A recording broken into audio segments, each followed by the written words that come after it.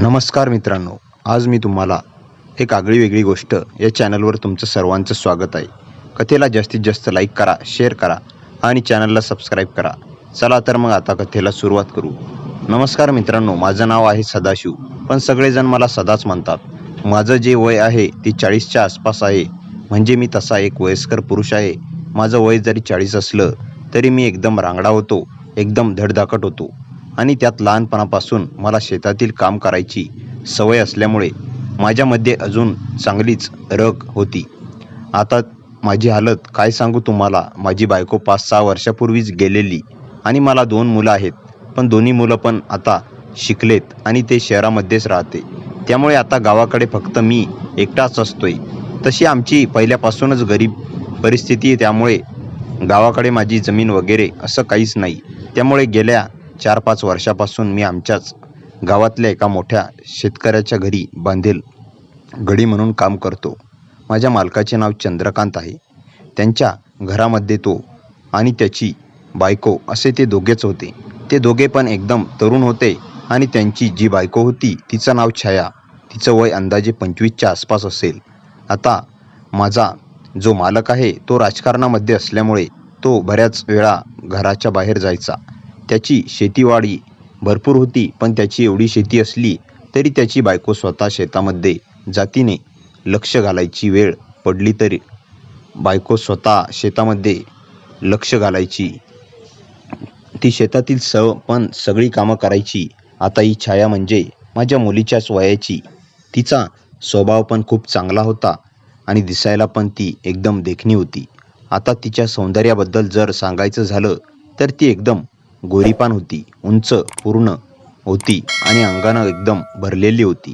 आता ती थोडीशी जाड झालेली होती तरी पण एकदम उठून दिसायची. पण आमची जी छाया मालकीन होती तिला बघितलं की मी बऱ्याच वेळा तिलाच बघत राहायचो. का कोण जाणे, माझं मन तिच्याकडे खूपच आकर्षित व्हायचं. आणि ती छाया पण एकदम बिनधास्त स्वभावाची होती. ती मला सदाच म्हणायची, कुठलंही काम सांगताना सदा हे कर, सदा हे आणून दे, असंच मला बोलायची. आणि मी वयस्कर असल्यामुळे ती माझ्यासोबत एकदम बिनधास्त राहायची. माझ्यासमोर काम करताना कधीकधी तिचा पदर ढासळायचा आणि तिच्या त्या सुडौल शरीराचे दर्शन मला व्हायचं. पण तिला जरी त्या गोष्टीचं काही वाटत नसलं तरी माझ्या मनात मात्र एक वेगळाच वणवा पेटायचा. पण मी माझा तोल कधीच ढळू दिला नव्हता. पण एक दिवस एक अशी घटना घडली की माझा तोल ढळला आणि माझ्या हातून जे नको ते घडलं. आता त्या दिवशी काय झालं होतं ते मी तुम्हाला एकदम सविस्तरपणे सांगतो. आता मी तुम्हाला व्हिडिओच्या सुरुवातीला सांगितलं की माझा जो मालक होता तो राजकारणामध्ये असायचा आणि त्यावेळी मला असं वाटतं कुठल्या तरी मोठ्या निवडणुका चालू होत्या आणि त्या निवडणुकीच्या कामांसाठी माझा जो मालक होता तो शहरामध्ये गेलेला होता. त्यामुळे घरामध्ये माझी मालकीन फक्त एकटीच होती आणि आता शेतातील सगळी कामं मी आणि माझी मालकीन आम्ही दोघं करत होतो. आता तो दिवस मला एकदम चांगला आठवतो. त्यावेळी आमच्या शेतामध्ये मका पेरलेली होती आणि त्या मक्याला पाणी द्यायचं होतं आणि संध्याकाळी चांगलं 5-6 वाजेपर्यंत मी मक्याच्या शेतामध्ये पाणीच देत असायचो. पण 5-6 वाजता माझी कामाची सुट्टी व्हायची. त्यामुळे 6 वाजता मी मोटर बंद केली आणि मी माझ्या शेडमध्ये येऊन माझं अंग टाकलं.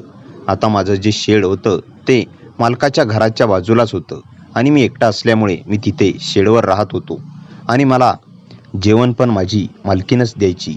आता त्या दिवशी मी असाच 6-6:30 वाजता निवांत माझ्या शेडमध्ये येऊन पडलेलो होतो आणि दिवसभराच्या थकव्यामुळे मला कधी झोप लागली तेच मला कळलं नाही.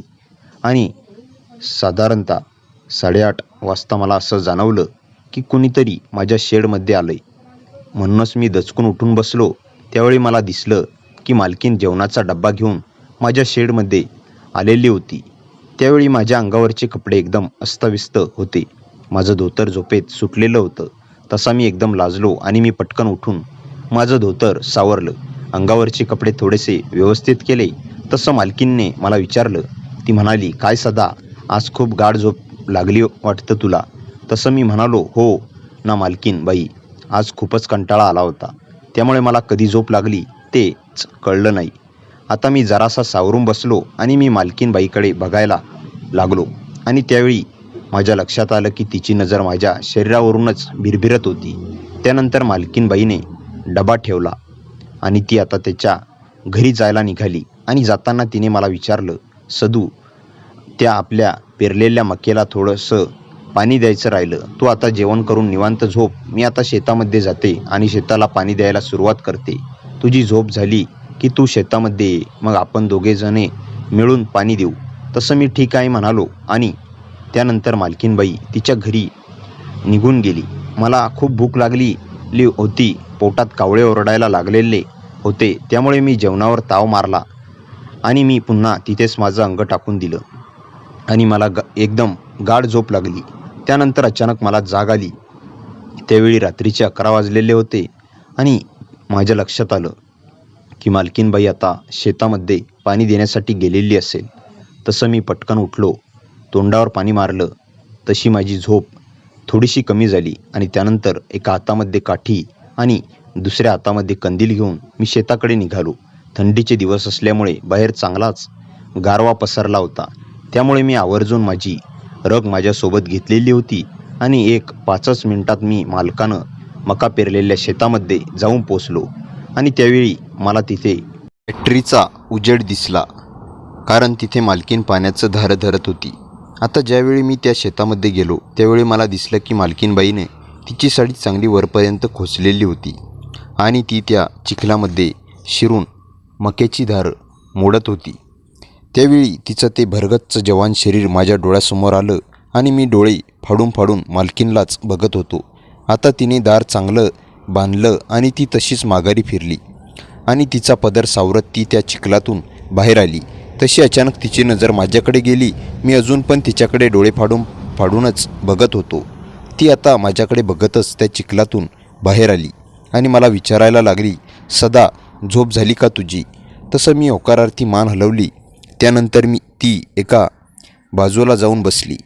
मी पण तिच्याच बाजूला तशीच रग घेऊन बसलेलो होतो.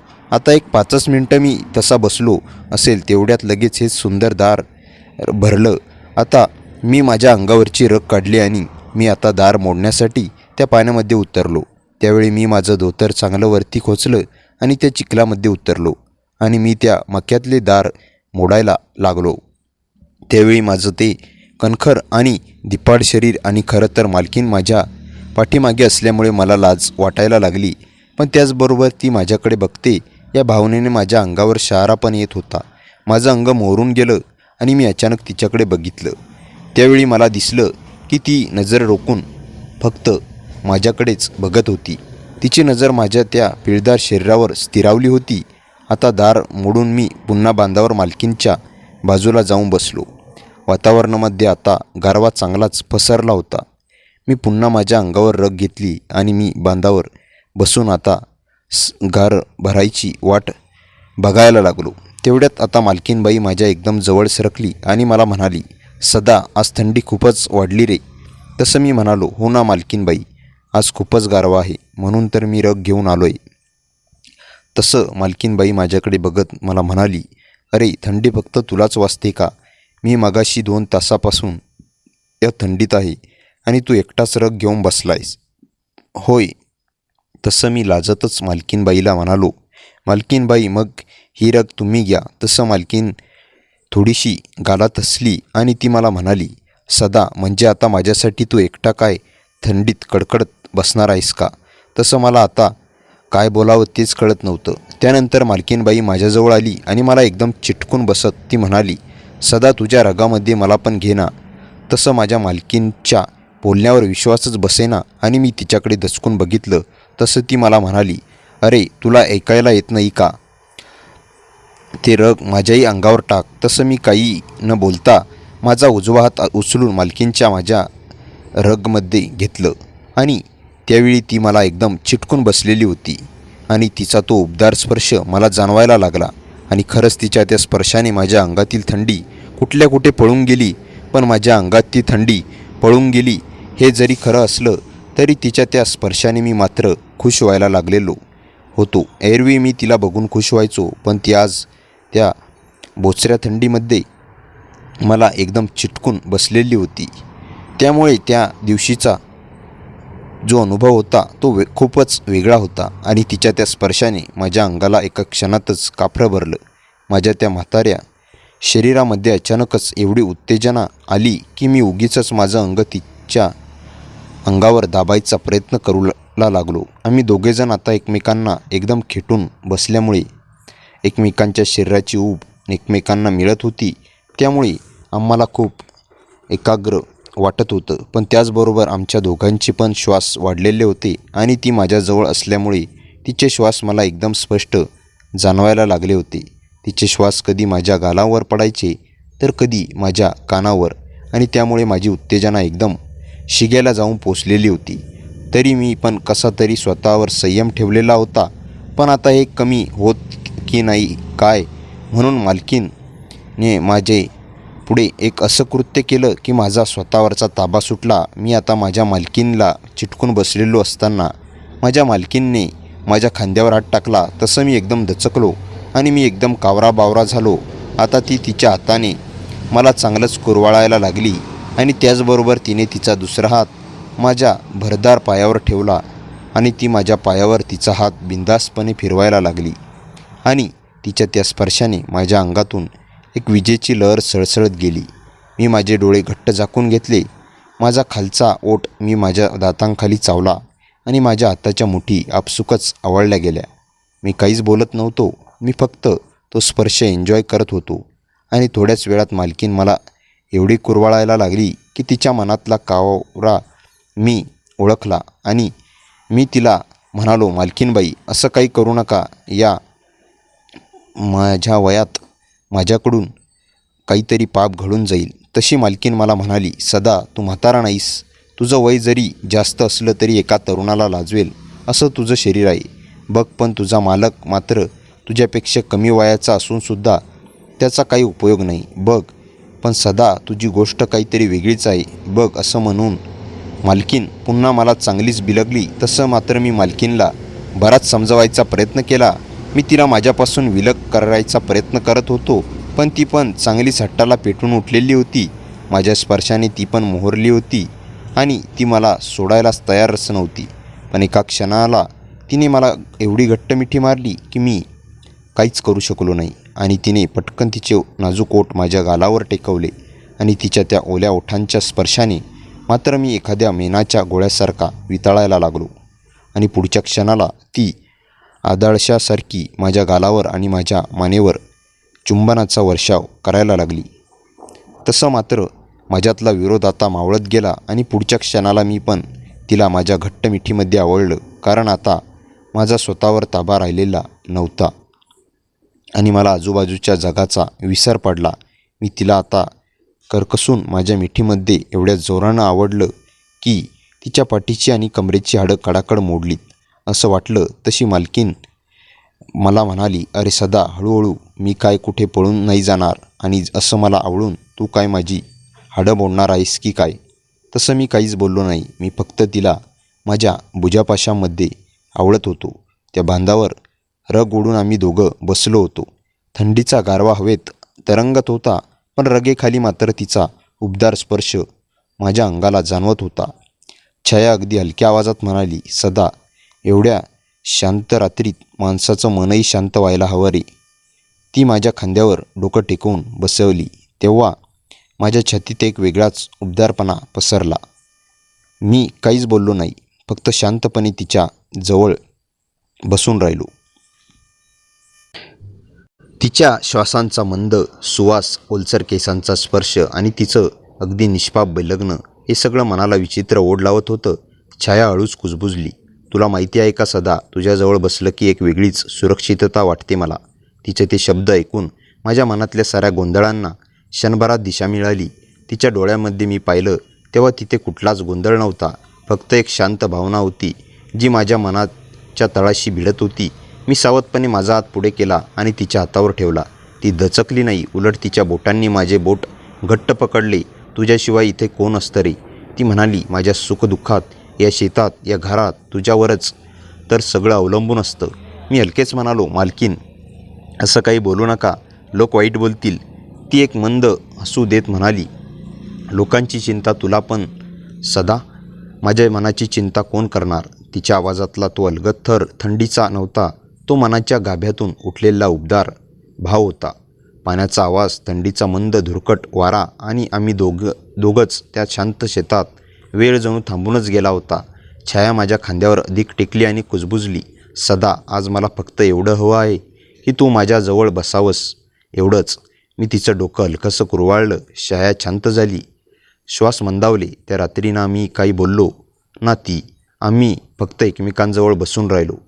शांत, उबदार आणि मनापासून जोडलेले. आणि त्या शांत रात्रीच्या आवाजात मला पहिल्यांदा जाणवलं, तिच्याशी असलेली ही ओढ ही चुकीची नव्हती. ती फक्त अपूर्ण मनाची एक नाजूक सौम्य जवळीक होती. त्या रात्रीची शांतता आमच्यात जशीच्या तशी वसली होती. दुसऱ्या दिवशी सकाळी कोंबड्यांच्या आरवण्याने मी जागा झालो, पण मन मात्र अजूनही त्या बांधावरच्या क्षणामध्ये अडकलेलं होतं. अंगणात आलो तर छाया तुळशीला पाणी घालत उभी होती. सूर्याची पहिली किरण तिच्यावर पडली होती. केसांच्या टोकावर थेंब चमकत होते आणि ती माझ्याकडे पाहून हसली. त्या हसण्यात काहीतरी खास होतं, जणू फक्त माझ्यासाठी. मी नमस्कार करत म्हणालो, कालच काही मनावर घेऊ नका. ती माझ्याजवळ येत अगदी शांतपणे घट्ट आवाजात म्हणाली, का घेऊ नको? त्या शांततेत मी खूप काही सांगितलं होतं सदा, आणि तूही. तिचे शब्द मनातून पटकन हलत नव्हते. दिवसभर मी शेतात काम करत होतो, पण कुठेही हात जात नव्हता. जसं जसं संध्याकाळ जवळ येत गेली तसं मनात एक वेगळीच ओढ वाढत चालली होती. सूर्य मावळायला लागला तेव्हा मी गोठ्याच्या दिशेने चाललो आणि तिथेच छाया उभी होती. ती खुर्चीला टेकून उभी, पण माझ्याकडे पाहताच तिचा चेहरा उजळला. तू येशील हे माहीत होतं? ती म्हणाली. का? मी विचारलं. ती हसत म्हणाली, कारण तुझे पाय मनापेक्षा आधी चालत येतात माझ्याकडे. माझं हृदय एका क्षणासाठी थांबल्यासारखं झालं. मी तिच्या जवळ गेलो. हवेत गारवा होता, पण तिच्या उपस्थितीने एक उबदार वलय तयार झालं होतं. छायाने हळूच विचारलं, सदा, तुला कधी वाटतं का की आपण दोघं वेगळे राहिलो तर मन मात्र एकमेकांकडे धावत येतं? मी नजर खाली करून म्हणालो, मनाला थांबवणं कोणाच्या हातात नसतं मालकीन, पण मर्यादा आपल्या हातात असतात. ती आणखी जवळ आली. आपल्या दोघांच्या मध्ये फक्त 2 श्वासांचा अंतर राहिला होता. मर्यादा, हो, पण भावना? छायाच्या आवाजात न बोललेली तगमग होती. मी तिच्या डोळ्यात पाहिलं. तिथे ना हुकूम होता ना अहंकार, फक्त एक स्त्री, एकटी, प्रेम शोधणारी. आणि माझं मन त्या नजरेसमोर निष्प्रभ्र होत होतं. छायाने हलक्या आवाजात म्हणाली, काल रात्रीसारखं पुन्हा थोडा वेळ माझ्याजवळ बसशील? मी काही बोललो नाही, फक्त मान हलवली. आम्ही दोघं गोठ्याच्या मागल्या ओसरीवर बसलो. चंद्र वर आला. वारा मंद वाहू लागला. तिचा हात हळूच माझ्या हातावर विसावला. यावेळी मी मागे हटलो नाही. तिच्या बोटांची ऊब माझ्या मनाच्या गाभाऱ्यापर्यंत उतरली. सदा, ती म्हणाली, तुझी साथ मिळणं हे माझ्यासाठी शब्दांत सांगता येणारं सुख नाही. मी तिच्याकडे पाहिलं. तिच्या चेहऱ्यावर एक दमलेली शांतता होती, जसं एखाद्या मनाला पहिल्यांदाच विसावण्याची जागा मिळते. छाया, मी तुमच्यासाठी किती जवळ येऊ शकतो हे मला माहीत नाही, मी सावधपणे बोललो. ती माझा हात आणखी घट्ट पकडत म्हणाली, जितकं तुझ्या मनाला योग्य वाटतं तितकंच. तिचं डोकं पुन्हा माझ्या खांद्यावर विसावलं. रात्रीचा आभाळ, मंद वारा आणि त्या शांततेत आम्ही दोघांच्या श्वासांचा आवाज ऐकू येत होता. त्या क्षणी जाणवलं, जवळीकी शरीराची नसते, ती मनांची असते. आणि त्या ओसरीवर त्या रात्री आमची मनं एकमेकांना न बोलता किती काही सांगून गेली होती. त्या रात्रीनंतर आमच्यात काहीतरी अगदी न बोलताही बदललं होतं. दुसऱ्या दिवशी घरात सर्व कामं नेहमीप्रमाणे चालू होती, पण आमच्या नजरेचे खेळ मात्र शांतपणे एकमेकांना स्पर्श करत होते. छाया स्वयंपाकघरात भाकरी लाटत उभी होती आणि मी अंगण साफ करत होतो. ती माझ्याकडे पाहून क्षणभर थांबली आणि तिच्या नजरेत काल रात्रीची ऊब अजूनही चमकत होती. मीही नकळत हसलो. तिच्या गालावर हलकीशी लाज उमटली आणि ती पुन्हा भाकरीकडे वळली. दिवस गेला. दुपार झाली आणि संध्याकाळी मी शेतातून परत आलो. तेव्हा छाया वाड्याच्या मागच्या बागेत उभी होती. मी जवळ गेलो तेव्हा तिने एकदम हसत विचारलं, थकलास का? थोडं. मी थांबलो. म्हणालो, पण तुमचं हसू पाहिलं की थकवा पण पळून जातो. ती चकित होऊन माझ्याकडे पाहू लागली. सदा, तू असं बोललास की? तिचं वाक्य मध्येच अडकलं. तिच्या आवाजात एक हलकी कंपन होती, जणू मनात काहीतरी ओसंडून वाहत होतं, पण शब्दांना रस्ता सापडत नव्हता. मी जवळजवळ जात म्हणालो, मलाही काही गोष्टी बोलायला अवघड वाटतात, पण मनातल्या भावना कशा दडवू. छाया हळूच मागच्या फुलांजवळ बसली. मी तिच्या बाजूला बसलो. वाऱ्याने तिचे केस उडत होते. ती त्यांना आवरत म्हणाली, जेव्हा तू माझ्याजवळ असतोत ना, तेव्हा सगळ्या चिंता, सगळं एकटेपण, सगळं नाहीसं होतं. तिचे शब्द एवढे साधे पण मनाला थेट भिडणारे होते. मी तिच्या हाताकडे पाहिलं. तो हात शांतपणे माझ्याजवळ होता, पण घाईने पकडण्यासारखा नव्हता. हळूच माझा हात तिच्या हाताकडे गेला आणि तिने न हलता माझ्या बोटांना स्पर्श करू दिला. तिच्या बोटांचा तो मृदू स्पर्श मनाला एक वेगळंच समाधान देत होता. छाया, मी अखेर हळू आवाजात बोललो, तुमच्या डोळ्यात जे दिसतंय ते खरंच आहे का, की मी जास्त विचार करतोय. ती सरळ माझ्या डोळ्यात पाहत म्हणाली, तुला जे दिसतंय तेच माझ्या मनात आहे सदा. त्या वाक्यात असा काही नाजूकपणा होता की मी थोडा थांबलो. ती हलक्या आवाजात पुढे म्हणाली, या घरात खूप लोक येतात जातात, पण माझ्या मनाजवळ फक्त एकच माणूस राहतो आणि तो तू आहेस. माझं मन एकदम भारावून गेलं. क्षणभर मी काही बोलूच शकलो नाही. फक्त तिचा हात हलकासा अलगदपणे धरून शांतपणे बसून राहिलो. संध्याकाळचा सूर्य लालसर होत खाली झुकत होता. पक्ष्यांचे आवाज मंदावत होते आणि त्या दोघांतली शांत जवळीक दिवसेंदिवस अधिक घट्ट होत चालली होती. हवा गार झाली होती. छायाने माझ्या खांद्यावर डोकं टेकवलं. मीही हलकेच तिच्या डोक्याला आधार दिला. शब्द नव्हते, बोलणं नव्हतं, फक्त दोन मनं एकमेकांच्या उभेत विसावून बसली होती. त्या शांततेत आम्हाला जाणवलं, जवळीक कधीकधी शब्दांत नसतेच, ती फक्त अनुभूतीत असते. आणि त्या संध्याकाळी आमची अनुभूती शब्दांपेक्षा खूप पुढे गेली होती. छाया माझ्या जवळूनच जाताना जणू प्रत्येक वेळी शांतपणे थांबत होती. कधी एखादी नजर, कधी हलकंसं हसू, कधी एखाद्या क्षणापुरतं थांबलेलं चालणं, सगळं काही तिच्या मनात काहीतरी आकार घेत असल्याचे संकेत देत होतं. दुपारी मी गोठ्यामागे पाणी भरत उभा होतो. अचानक मागून हलकंसं पावसाचा आवाज आला. वळून पाहिलं तर छाया हातात पितळेचा तांब्या घेऊन उभी. मी भरून घेते, ती म्हणाली. मी करतो ना, मी सहज म्हटलं. पण ती माझ्याजवळ येत म्हणाली, कधीकधी दुसऱ्याला करू देणंही महत्त्वाचं असतं सदा. ती माझ्या अगदी जवळ उभी राहिली. तांब्या माझ्या हातातून घेतला. तिच्या बोटांचा हलका स्पर्श जाणवला. क्षणभर दोघेही शांत झालो. तिने पाणी भरून घेतलं. मग दोघंही बाजूला उभे राहिलो. सदा, ती शांतपणे म्हणाली, कधीकधी मला असं वाटतं की या घरात, या वाड्यात, या मोठ्या आयुष्यात माझ्यासाठी खरंच आपलंसं काही असेल तर ते फक्त काही क्षण असतात आणि त्या क्षणात तू असतोस. तिचे शब्द इतके साधे पण खोल होते की मी काही बोलू शकलो नाही. संध्याकाळी सूर्य मावळायला लागला तसे संपूर्ण वाड्यात मातीच्या सुगंधाचा गार वलय पसरलं. छाया अंगणात रांगोळीच्या पट्टीजवळ बसली होती. मी शेतातून परत येताच तिने हळूच वर पाहिलं. त्या नजरेत एक शांत बोलावणं होतं. मी तिच्याजवळ बसलो. ती रांगोळी काढत होती, पण मन कुठेतरी दुसरीकडे भरकटत असल्याचं सारखं तिचा हात चालत होतं. आजचं आकाश किती सुंदर आहे ना, ती म्हणाली. हो, मी उत्तर दिलं, पण तुम्ही अजून सुंदर दिसताय. ती थोडीशी थांबली. रंग तिच्या बोटांवर लागले होते. असं बोललंस की मन विचलित होतं रे, ती हळू आवाजात म्हणाली. का, मी विचारलं. ती माझ्या दिशेने किंचित सरकली. तिच्या चेहऱ्यावर एक शांत सौम्य थरथर जाणवत होती. कारण तुझ्याकडून आलेली माया मी नाकारू शकत नाही आणि स्वीकारायलाही घाबरते. मी हळूच म्हणालो, कोणी काही बोलले म्हणून.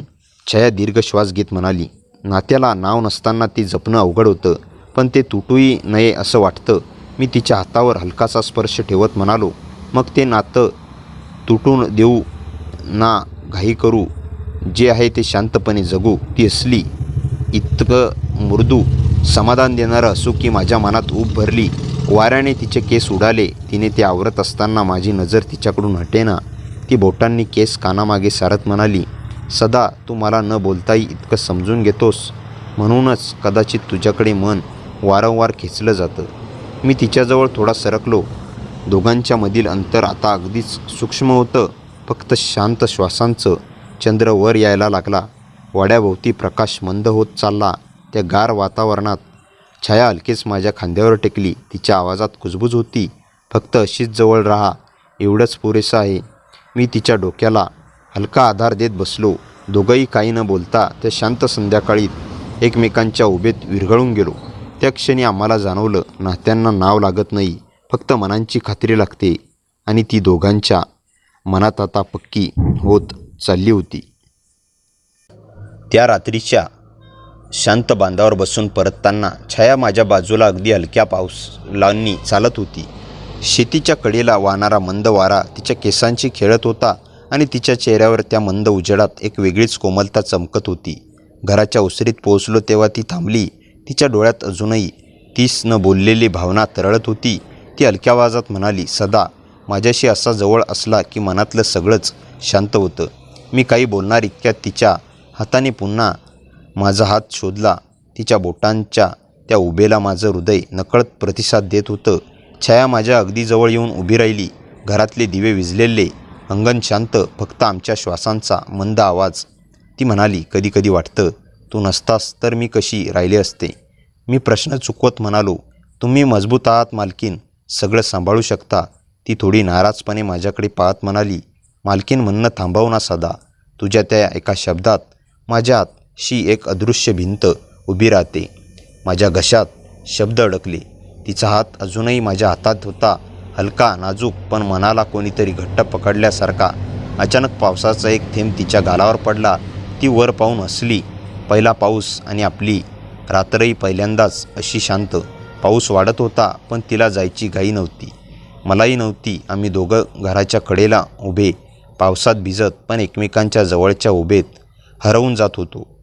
ती माझ्या छातीवर हलकंसं डोकं टेकवत म्हणाली, सदा, तू माझ्या आयुष्यात उगवला नसतास तर कदाचित मी प्रेम म्हणजे काय हे कधीच जाणलं नसतं. माझ्या अंगातून एक कंप गेला. तिचा आवाज, तिचा स्पर्श, तिचा उबदार श्वास, सगळं एका क्षणी माझ्या मनावर कोरलं गेलं. मी सावधपणे तिच्या पाठीवर हात ठेवला. ती अजून जवळजवळ सरकली. पाऊस आता धाराधार कोसळत होता, पण आमच्यातील सौम्य जवळीक त्या पावसापेक्षा जास्त उबदार होती. छाया कुजबुजली, आज काही मागत नाही सदा, फक्त एवढंच की तू इथे राहावंसं माझ्याजवळ. त्या क्षणी मी काहीच बोलू शकलो नाही, फक्त तिचा हात माझ्या हातात अधिक घट्ट होऊ दिला. आमच्यातलं अंतर जे वर्षानुवर्ष नावापुरतं उरलं होतं, त्या पावसाळी रात्री पहिल्यांदाच विरघळून गेलं. त्या अजूनही माझ्या बाजूला उभीच होती, जणू पाऊस थांबला असला तरी त्या क्षणातून बाहेर पडायला तयार नव्हती. तिचे ओले केस गालावर चिटकले होते आणि तिने ते हलक्या हाताने कानामागे सारले. त्या क्षणी तिच्या डोळ्यामध्ये एक अशी शांतता होती जी मी कधीच बघितली नव्हती. ती हळूच म्हणाली, सदा, तुला वाटतं हे सगळं चुकीचं आहे का? मी तिच्याकडे बघत म्हणालो, जर मनातून येत असेल तर ते चुकीचं नसतं. ती हलकेसे हसली. मग आज पहिल्यांदा मला वाटलं की मी कोणाला तरी खरीखुरी आपली म्हणू शकते. तिच्या त्या शब्दांनी माझ्या मनात कुठेतरी खोलवर हलचल झाली. इतकी वर्ष मी तिला मालकीन म्हणून पाहिलं, पण आज तिच्यासमोर उभा होतो तेव्हा ती फक्त छाया वाटत होती. एक स्त्री जी खूप काळ काहीतरी मनात दाबून ठेवून जगत होती. ती हळूच माझ्या हातातून हात सुटू न देता घरात चालू लागली. मी तिच्या मागोमाग गेलो. अंगण ओलसर होतं. घरात मंद दिव्यांचा पिवळा प्रकाश. ती ओसरीवर थांबली. माझ्याकडे वळून म्हणाली, सदा, इतक्या वर्षात मला कोणी समजून घेतलं नाही. तू मात्र माझ्या एका नजरेतून माझ्या मनाला ओळखतोस. मी काहीच उत्तर देऊ शकलो नाही. तिच्या आवाजातला कंप, तिच्या श्वासातील कोमलता, सगळं माझ्या आतून कुठेतरी खोलवर भिडत होतं. ती पुढे म्हणाली, तू इतका शांत का असतोस? मी इतकं बोलले, पण मी तिच्या जवळ एक पाऊल पुढे गेलो, कारण तुमच्याबद्दल मनातलं शब्दांत मांडण्यापेक्षा एक क्षण जास्त खरं वाटतात. ती क्षणभर माझ्याकडे एकटक पाहत राहिली. तिच्या ओठावर एक सौम्य स्मित उमटलं, जणू तिला हा उत्तर अपेक्षित नव्हतं, पण हवं मात्र होतं. नंतर ती माझ्या खांद्यावर हात ठेवत जवळ आली. तिचा उबदार श्वास माझ्या मानेजवळ जाणवला. ती हळूच म्हणाली, सदा, तू अशी साथ देत राहिलास तर माझ्या आयुष्यात पुन्हा एकदा उजेड येईल. त्या क्षणी मला जाणवलं, या स्त्रीला प्रेमाची, आधाराची आणि कोणीतरी निशब्दपणे तिच्यासोबत उभं राहील अशा माणसाची गरज होती. मी हलक्या आवाजात म्हणालो, मी आहोतच. ती माझ्या खांद्यावर डोकं टेकवून शांत झाली. बाहेर पुन्हा थेंब वाजू लागले, पण घराच्या त्या उबदार शांततेत आम्ही दोघं हरवून गेलो होतो. आज पहिल्यांदा छाया माझ्या जवळ फक्त शब्दांनी नव्हे तर मनाने आली होती आणि मीही तिला दूर करायचा प्रश्नच नव्हता. त्या रात्रीच्या शांततेत छाया माझ्या खांद्यावर डोकं ठेवून उभी होती, पण तिच्या श्वासात एक विचित्र धडधड होती, जणू मनात काहीतरी दडवलेलं, न बोललेलं वेदनेचं आणि प्रेमाचं मिश्रण. मी तिचा हात अलगद धरला तेव्हा ती क्षणभर थरथरली. मी विचारलं, नाही, पण तिने स्वतःच कुजबुजायला सुरुवात केली. सदा, तुला माहीत आहे का, मी रात्रभर झोपू शकत नाही काही वर्षापासून. मी हळुवारपणे म्हणालो, का छाया? ती माझ्याकडून दूर झाली नाही, पण तिचा आवाज मंदावला. या घरात शांतता दिसते पण आहे नाही. काहीतरी आहे इथे, काहीतरी जे दिसत नाही पण नेहमी माझ्या भोवती फिरतं. ते तिच्या शब्दांनी अंगणातल्या अंधाराचं वजन वाढल्यासारखं वाटलं. मी तिच्याकडे बघितलं, पण तिच्या डोळ्यात भीती नव्हती, एक खोल दाबलेली वेदना होती. पहिल्यांदा तुला बघितलं त्या दिवशीच माझं मन विचित्र झालं होतं, ती म्हणाली. जणू कोणीतरी मला वर्षानुवर्षे पहिल्यांदा समजून घेतलं. मी तिचा हात अजून घट्ट धरला. मी आहे ना. ती हलकं असली, पण त्या हसण्यातही एक दुःखाचं सावट होतं. मग ती म्हणाली, सदा, तुला एक गोष्ट सांगायची आहे. पण सांगू? तिच्या आवाजातली कंपित विनंती माझ्या मनाला टोचली. सांगा. ती माझ्या अगदी जवळ येऊन उभी राहिली. या वाड्यात रात्री मला कोणीतरी चालल्याचा आवाज ऐकू येतो. कधी अंगणात, कधी ओसरीवर, कधी वाटतं कोणीतरी माझ्या नावाने हळूच बोलतं. सुरुवातीला मला वाटलं माझा भास असेल, पण भास रोज येत नाही ना. तिच्या शब्दांनी वातावरण जड झालं, पण अजूनही ती माझ्या हाताला चिटकून होती, जणू मीच तिचं एकमेव आसरा. मी इतक्या वर्षापासून एकटं आहे सदा. माझ्या मनातील रिकामी जागा या घराने भरून काढली नाही, उलट त्यात अजून खोल अंधार जन्मला आला. मी तिच्या डोळ्यात पाहिलं. तो अंधार तिथे होता, पण त्याचबरोबर माझ्याबद्दलची कोमलता, माझ्यावरचा विश्वासही होता. छायाने पुढे डोकं झुकवलं. आज तू माझ्याजवळ होतास म्हणून त्या आवाजांनी मला त्रास दिला नाही, पण साधारणपणे ते मला झोपू देत नाहीत. मी हलक्या पण ठाम आवाजात म्हणालो, मी आहे ना. आज मी इथेच असेन, कुठेही जाणार नाही. ती एक खोल श्वास घेत माझ्या छातीवर डोकं ठेवून म्हणाली, म्हणूनच की काय, आज मनाला पहिल्यांदा असं वाटतंय की मी एकटी नाही. बाहेर वारा अचानक एकदम जोरात वाहू लागला. घराच्या लाकडी कड्या किरकिरल्या. छायाने माझा हात घट्ट पकडला, जणू काहीतरी पुन्हा तिच्या मनात जागं झालं. सदा, ती कुजबुजली. जर मी तुला सांगितलं की या घरातल्या सावल्या माझ्याकडे पाहतायत, तर तू मला वेडी म्हणशील का? मी शांत राहून फक्त तिच्या केसावरून हात फिरवला. मी तुमच्यावर विश्वास ठेवतो, ती त्या एका वाक्यात विरघळली. पण त्याच क्षणी घराच्या मागच्या बाजूने काहीतरी हल्ल्याचा क्षीण आवाज आला. छाया क्षणभर स्तब्ध झाली. तिच्या डोळ्यात आश्चर्य आणि भीती एकाच वेळी चमकून गेली. तिने कुजबुजत विचारलं, ऐकलंस ना? मीही नाही ना फक्त. मी तिच्या कमरेला हलकं पकडत तिला जवळ घेतलं. हो, ऐकलं. ती माझ्या छातीवर हात ठेवून म्हणाली. मग आजची रात्र खूप काही सांगेल सदा. तिचा आवाज सौम्य होता, पण त्यात एक रहस्यमय इशारा होता. जणू मागे काहीतरी दडलं होतं आणि ते उघड होण्याची वेळ जवळ येत होती. आणि त्या अंधाराच्या मध्यभागी मी आणि छाया एकमेकांच्या अधिकाधिक जवळ येत होतो. छाया थोडीशी दचकल्यासारखी झाली, पण माझ्या मिठीत असल्यामुळे तिने स्वतःला सावरलं. तिचा श्वास माझ्या छातीवर धडधडत होता.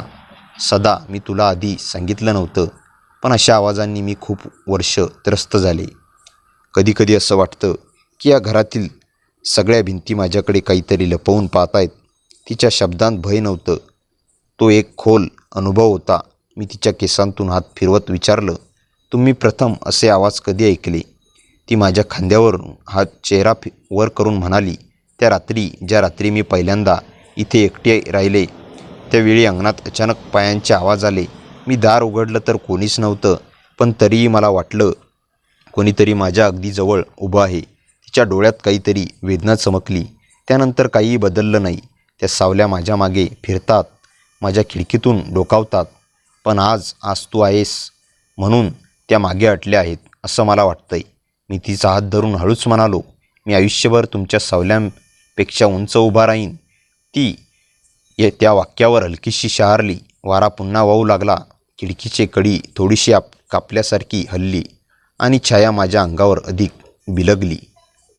ओठांवर एक नाजूक कंप होता, भयाचाही, पण त्या भयात मिसळलेली माझ्यावरची अनोखी आसक्तीही. सदा, ती कुजबुजली. मी तुला अजून एक गोष्ट सांगू? तिचा आवाज इतका मंद होता की जणू तिच्या मनातील गुपित बाहेर पडायला कचरते. हो, सांगा. ती थोडी मागे सरकली, पण हात अजून माझ्याच हातात. तिच्या नजरेत एक खोली होती, अदृश्य रहस्याची. कधीकधी मला असं वाटतं की की या वाड्यात मला कोणी एकटं सोडत नाही. माझ्या मागे एक सावली असते, पण तिचा स्पर्श थंड नसतो. कधीकधी तो गरम असतो. जणू कोणीतरी माझ्या अगदी जवळ उभं राहून श्वास घेत म्हणा आहे. तिच्या त्या शब्दांनी माझ्या पाठीवर हलकी थरथर गेली. तुम्ही घाबरलात नाही? नाही, ती हळूच म्हणाली, माझ्या शर्टची कॉलर पकडत. कारण मला नेहमी वाटायचं की ती सावली मला त्रास देण्यासाठी नाही, जणू ती माझ्या एकांत भरून काढायला आहे. पण आता ती माझ्या डोळ्यात पाहत कुजबुजली. आता त्या सावलीला तुझा स्पर्श जळतोय, कारण तू माझ्या आयुष्यात आला आहेस. घराच्या मागच्या बाजूने पुन्हा एक हलका आवाज आला. यावेळी थोडा जास्त.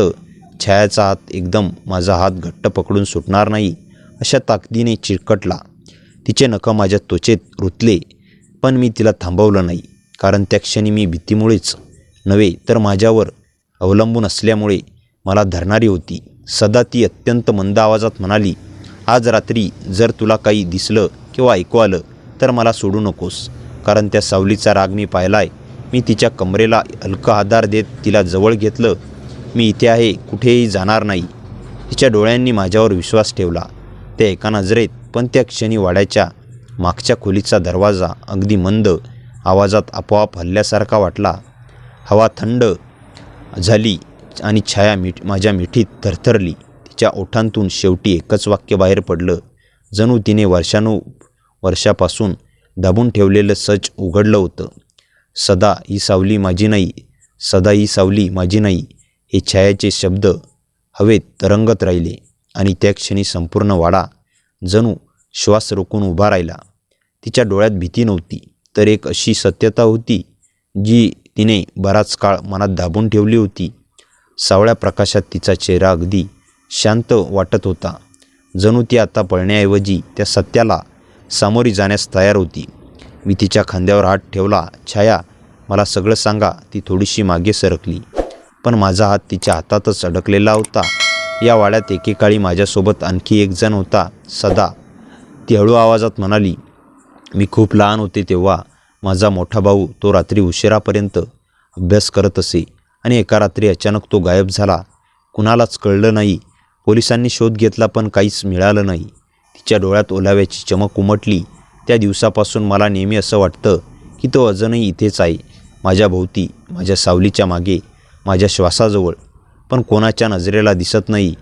ती बोलत होती तेव्हा खोलीतील हवा अचानक थंड झाली. एक हलकीशी झुळूक आमच्यामधून गेली आणि त्या क्षणी आमच्या मागून पायातील लाकूड किरकिरल्याचा आवाज पुन्हा झाला. मी छायाला जवळ घेतलं. घाबरू नका. ती मात्र माझ्या छातीवर चेहरा टेकवत म्हणाली, मी घाबरत नाही सदा, मला फक्त शांतता हवी होती. एवढी वर्ष मला वाटायचं तो माझ्यावर रागावला आहे, पण आज तू आलास तेव्हा त्या सावलीने मागे हटल्यासारखे मला जाणवलं. मी तिचं डोकं अलगद उचललं आणि म्हणालो, छाया, जरी सावली तुमच्या भावाचीच असेल तर कदाचित ती तुमची एकटेपणा पाहून इथे राहिली असेल, तुमचं रक्षण करण्यासाठी. तिच्या डोळ्यात आश्चर्य दाटून आलं. बाहेर वाऱ्याचा आवाज मंदावला. घरातील जड शांतता अचानक हलकी वाटू लागली, जणू कुणीतरी उपस्थित असूनही काहीतरी मोकळं सोडत होतं. छाया माझा हात पकडून म्हणाली, सदा, तुला असं वाटतं की तो शांत झाला असेल? मी तिचा हात उबदारपणे दाबला. हो, कारण तुम्ही आता एकटी नाही, तुमच्या आयुष्यात आता उजेड नाही आहे. आणि कदाचित त्यालाही ते जाणवलं असेल. तिच्या डोळ्यातून हळूहळू भीतीच्या जागी शांतता उतरू लागली. आम्ही दोघं ओसरीवर आलो तेव्हा वाड्याच्या मागच्या खोलीचा दरवाजा पूर्णपणे बंद झाला होता, जणू कुणीतरी येऊन हलक्या लावून गेला होता. छायाने माझ्या खांद्यावर डोकं ठेवत शांत श्वास घेतला. सदा, ती म्हणाली, जर तू आज इथे नसतास तर मी आयुष्यभर त्या सावलीपासून पळत राहिले असते. मी तिच्या पाठीवर हात ठेवून म्हणालो, आता कुणापासून पळायची गरज नाही, तुमच्यासोबत मी आहे. ती डोळे मिटून हसली. पहिल्यांदा इतक्या वर्षात खऱ्या अर्थाने त्या रात्री वाड्यातील प्रत्येक आवाज शांत झाला. घर कधी नव्हतं तसं स्थिर झालं. छायाने माझा हात तिच्या हृदयावर ठेवत मंद आवाजात म्हणाली, आता मला दुसऱ्या कोणत्याही सावलीची गरज नाही. माझ्या आयुष्यात आता फक्त तू आहेस. तिच्या त्या वाक्याने जणू वाड्यातील अंधारच मागे सरकला आणि त्या ओल्या रात्रीच्या शेवटच्या क्षणी आम्ही दोघे एकमेकांच्या जवळ उभे राहून एक नवा उजळ आयुष्याचा दरवाजा उघडत होतो. तिथे सावल्या मागे राहिल्या आणि उजेड आमच्यासोबत चालू लागला. मित्रांनो, कथा कशी वाटली कमेंटमध्ये नक्की सांगा. कथेला जास्तीत जास्त लाईक करा आणि हाईप करा आणि आपल्या मित्रमैत्रिणींमध्ये शेअर करा. आणि हो, चॅनलवर नवीन असाल तर चॅनलला सबस्क्राईब करायला विसरू नका. भेटूया पुन्हा अशाच इंटरेस्टिंग आणि धमाकेदार कथेसह. तोपर्यंत हसत राहा, खुश राहा. धन्यवाद.